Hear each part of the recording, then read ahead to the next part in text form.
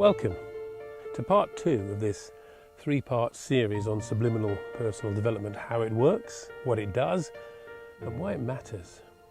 In part 1 we looked at how it works and the science behind the evolution of the conscious and the subconscious mind, and how they've been designed to work together through hundreds of millions of years of refinement.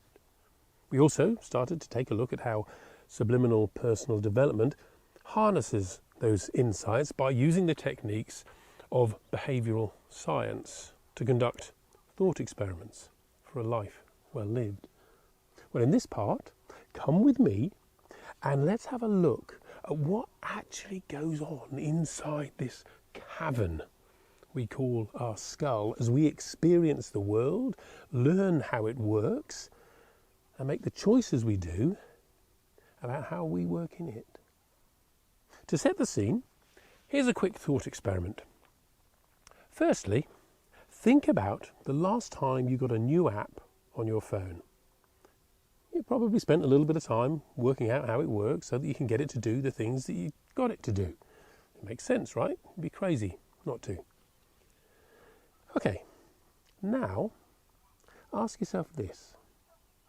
Have you spent even as much time finding out how you work as you do finding out about the apps on your mobile phone? And what would be possible if you did? If you knew just a little bit more about how you as a human being really work, what would you be able to achieve? Because thanks to the incredible advances in the science of human behaviour over just the last couple of decades, we've been able to write what amounts to the instruction manual for extraordinary human achievement. And in the Lab of Life app, you get to explore those pages. And in this 10-minute video, I'm going to guide you through the first few steps on that journey of discovery by sharing with you how subliminal personal development uses that instruction manual and turns it into your very own personal guidebook for a life well lived. Now we're going to start with a speed test. How many bits of data do you think the conscious mind can process in any given second? 3, 4, 5? Well, actually, it's 40. Now, that's a lot if you think about it in a second. Okay, now what about the subconscious mind? The same? More? 10 times more? Is it 400? 4,000? Actually, it's 11 million. Yep. In the same 1 second, the subconscious mind processes 11 million bits of data. It is 500,000 times faster. Yet thanks to social conditioning and our belief in the primacy of the conscious mind, when it comes to learning, development and growth, we try to do all of the work in our conscious mind. Well, that's like trying to download the entire series of Game of Thrones over a dial-up modem when there's a fibre optic hub somewhere in the house. You just don't know where it is or how it works. Here's something else that you might have noticed. If in any given second we're processing around 11 million bits of data, but we're only consciously aware of around 40 of them, that means that we are consciously experiencing way less than 1% of all there is to experience. Less than 1%. That's like being in a crowded room full of 100 people and only being aware of one of them. The rest you don't even seem to notice. But what's going on there?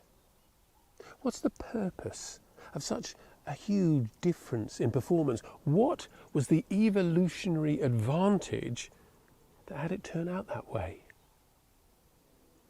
To answer those questions, let's explore what these two distinct minds have been designed to do.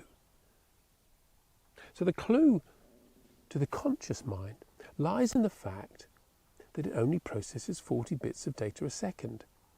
Let me bring that to life for you. Imagine yourself as a dancer or a gymnast performing your most creative and athletic, gravity-defying piece, soaring through the air, bending, flexing, gliding your way to a gold medal in the Olympics. How great would that feel? Leaving aside how stiff you'd be in the morning. Now, imagine that you've been asked to perform the same routine, only this time, rather than your 40-gram lycra suit, now there's an image, you've been asked to wear a heavy leather suit and trench coat, all sequined with lead and studded with gold thread. Apart from that being an even more alarming thought than picturing yourself leaping around in a leotard, you can probably feel how difficult it would be, if not impossible, and how ridiculous it would even be to try to perform the routine. Yet this is exactly what we do when we try to get our conscious minds to do all of the learning for us. We weigh it down. The conscious mind is designed to be flexible, agile, light, creative. So no wonder when we get it to do all the heavy lifting of learning, things get so difficult. We find ourselves most of the time giving up. So when we say, don't work at it, what we mean is don't try to do all of the work in the conscious mind. The work will happen, but in the background, while you're getting on with living the full-on, full-up life you live day to day. Just like when you were a toddler. In contrast to your conscious mind, your subconscious mind is designed for exactly that purpose. It gets on with the heavy lifting while you get on with the jetés, pirouettes and fancy footwork that is the dance of your daily life. And subliminal personal development frees up the conscious mind so that it can fully express itself, which in turn allows the subconscious to get on with processing that incredible 11 million bits of data per second. But how does it do that? What's going on inside your subconscious mind that enable it to handle all of that data without getting the whole thing in a complete mess? Understand that, and you can learn how to use it. Well, the answer lies as much in what it doesn't do as what it does. And that can be summed up in a 5-word sentence. It doesn't think, it files. Now, with so much data relentlessly flowing through at 11 million bits of data per second, what kind of programs and algorithms did hundreds of millions of years of evolution design? Well, actually, it's really simple, and it's what neuroscientists and psychologists call our model of the world. And that's a great name for it, because that's exactly what it is, a model of how your world works and how you work in it, that's created by the formative experiences that you had as a child and continue to have every day of your life.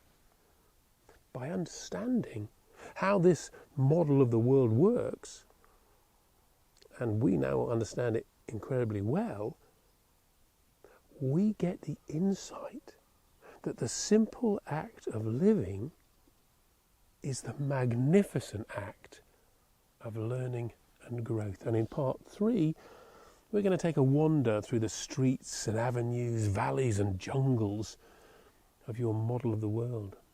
But for now, I want to give you an experience of the controlled hallucination that neuroscientists call your experience of the world. And to do that, I want to conduct a quick thought experiment. Have a look at this. Which square is darker, A or B? Now it seems obvious, right? But what this is actually showing you is not which square is darker. It's showing you just how powerful your model of the world is and how easily your conscious mind is deceived. Let me explain by firstly telling you that A and B are actually the same colour. Now, I know it doesn't seem that way, I know it doesn't seem possible, and I know that if I asked you to consciously make them appear like they were the same colour, well, you couldn't. And that's because your model of the world is actually way more influential than any of your senses in determining and defining what the experience of living your life turns out to be. Crazy, but true. Let me explain by sharing with you what actually happens when you experience the world through your senses, and in this case, through your sight. When you look at an image, let's say one unit of information goes from your optic nerves into what we'll call the central communication hub of your brain. And because it's a visual piece of stimulus, it asks your visual cortex if it knows what it is. And the visual cortex will then offer up 6 or 7 possibilities drawn from your model of the world, built from the stuff that you previously experienced.